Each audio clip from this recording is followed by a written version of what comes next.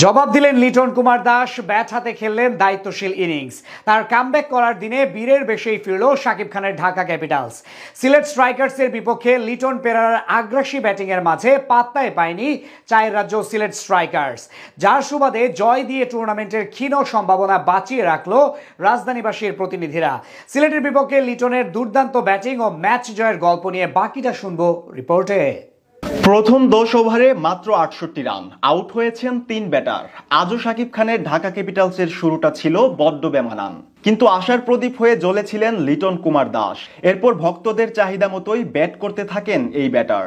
আগের ম্যাচে দর্শকদের দুয়োধুনির জবাবটা দিলেন আজ ব্যাট হাতে। এদিন সিলেট স্ট্রাইকার্সের বোলারদের বিপক্ষে ঝড় তুলেন এই ওপেনার। আজ জহুর আহমেদ চৌধুরী স্টেডিয়ামে টুর্নামেন্টে টিকে থাকার মিশনে টস জিতে আগে ব্যাট করার সিদ্ধান্ত নেয় ঢাকা ক্যাপিটালস। ওপেনিংয়ে নেমে শুরুটা ভালোই করেন তানজিদ তামিম। 2 ছক্কা ও 1 চারের সাহায্যে 22 রান করে অভিষিক্ত টিপু সুলতানের বলে উড়িয়ে মারতে গিয়ে মিড অনে আরিফুল ইসলামের হাতে ক্যাচ দিয়ে ফিরেন তিনি। 3 নম্বরে নেমে ব্যর্থ হন জিয়ান কুয়েতজে।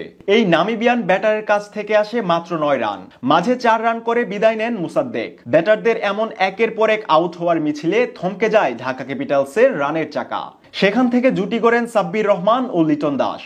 সময়ের সাথে সাথে দুজনই ধীরে ধীরে হাত খুলে খেলতে শুরু করেন, কিন্তু 2 ছক্কার সাহায্যে 21 বলে 24 রান করে টিপু সুলতানের দ্বিতীয় শিকার হয়ে প্যাভিলিয়নে ফিরেন সাব্বির। এরপরই শুরু হয় লিটন ও পেরেরার তাণ্ডব। প্রথম 24 বলে 26 রান করা লিটন 16তম ওভারে মিড উইকেটের উপর দিয়ে ছক্কা মেরে 39 বলে তুলে নেন অর্ধশতক। 50 তুলে আরো বেশি আগ্রাসী হয়ে ওঠেন এই ব্যাটার। শেষ পর্যন্ত থামেন 48 বলে 70 রানের দায়িত্বশীল ইনিংস খেলে। তবে এক প্রান্ত আগলে রেখে ব্যাট চালাতে থাকেন ক্যাপ্টেন থিসারা পেরেরা।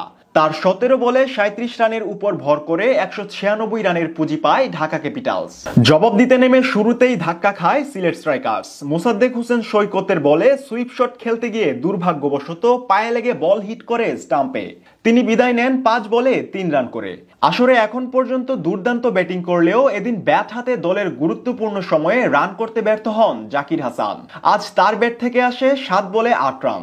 তবে এক প্রান্ত আগলে রেখে দারুণ খেলতে থাকেন উইকেট কিপার রনি তালুকদার। তার সাথে সঙ্গ দেন অ্যারন জোন্স। মাঝে মুস্তাফিজের বলে 4 মেরে 33 বলে অর্ধশতক তুলে নেন রনি। তাদের দুজনের কাছ থেকে আসে 80 রানের পার্টনারশিপ।